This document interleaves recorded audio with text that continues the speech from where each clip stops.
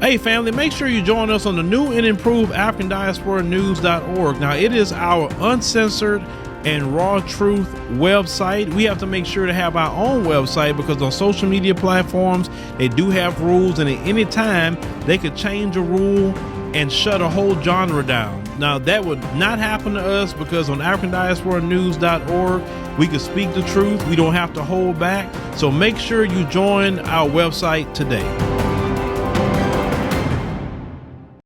Hello everyone, it's me, Demetra K of the Demetra K Show here on YouTube and a proud contributor of the African Diaspora News channel. If you could please do me a favor and subscribe to all channels and like this video, I would greatly appreciate it. So this past Sunday, Bishop Lamor Whitehead was robbed at his church, the Leaders of Tomorrow's International Ministries. Can I ask y'all a question? Why can't churches just have short names like the Upper Room Ministries? Why does it have to be so long? Anyway, let me get back to what I was saying.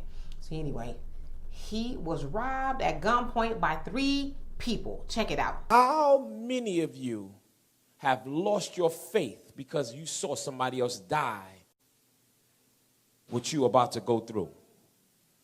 Yo. All right.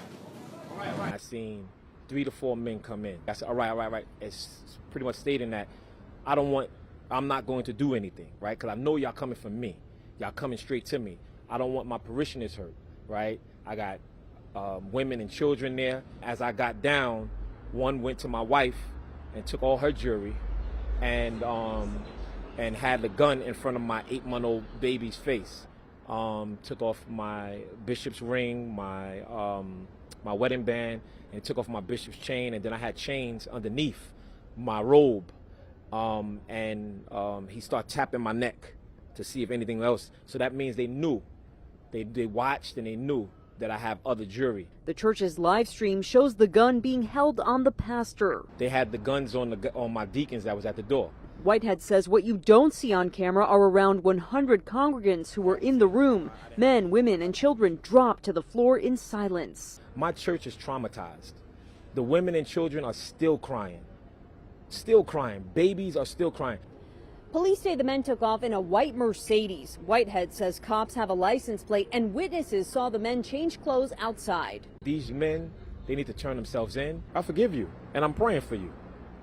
And I hope that God deliver you from the mindset of who you are at this time. Whitehead believes his family was targeted because of the publicity he received when he helped turn in the suspect wanted in the fatal subway shooting of 48-year-old Daniel Enriquez in May. I turned them in, but the media called me the bling bling bishop.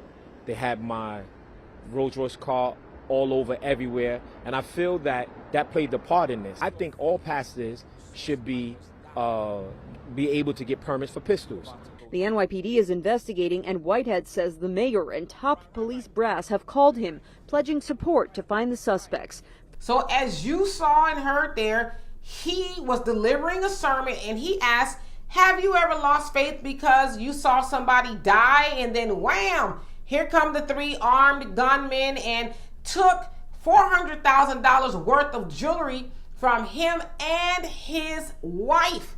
That's a lot of jewelry to be wearing on your body. But anyway, so he says he feels like he was targeted because the media has painted him as the bling bling bishop because in May he helped apprehend the subway shooter Andrew Abdullah, who targeted an unprovoked man or whatever it was in the subway, and he went to negotiate and help turn him in. And so as he would turn up to the police station and the media and stuff, he would wear Fendi jackets, and he pulls up in his Rolls Royce, and of course he has all this jewelry on his body and things like that. And so he feels like it was the media's fault. But he also said that the men were driving a white Mercedes, as you saw there, and they know the license plates and things like that. And I guess the Mayor Eric Adams, he's going to get involved, and he has vowed to, find these men who did that to the dear bishop there. But I want to say this. Listen, I don't think anybody deserves to be robbed at all. I don't think pastors deserve to be robbed. Will a man rob God? Yes, through the tithes and offerings. Okay, that's not where I was going with that. It just came to my mind. But I just kind of feel like I mean, why are you wearing that much jewelry in the church? Because to me, I think that's a little bit distracting. And it said that he had about 100 people in the congregation. So if you got 100 people in the congregation, where are you getting all this money from to get, all these cars and rings and necklaces and all this other stuff? Now, listen, I don't know what else he has going on. Maybe he writes books or he has other things. So I don't want to say he's getting it solely from the church.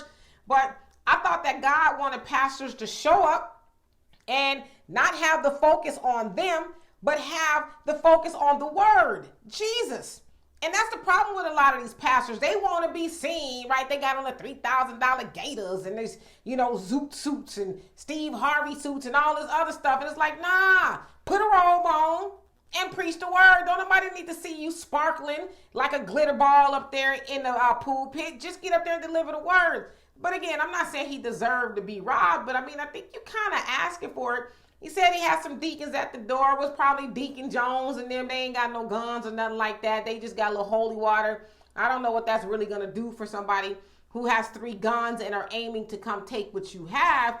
But the other thing too is he says this is why pastors should be armed or basically be able to carry pistols. And I'm like, pastors carrying pistols in the pulpit. Where's your faith, brother? I thought you supposed to put your faith in the Lord and God was going to work it out. And I don't know. Yeah, I'm not trying to judge anybody. I'm just asking questions because that just kind of seems kind of weird, right?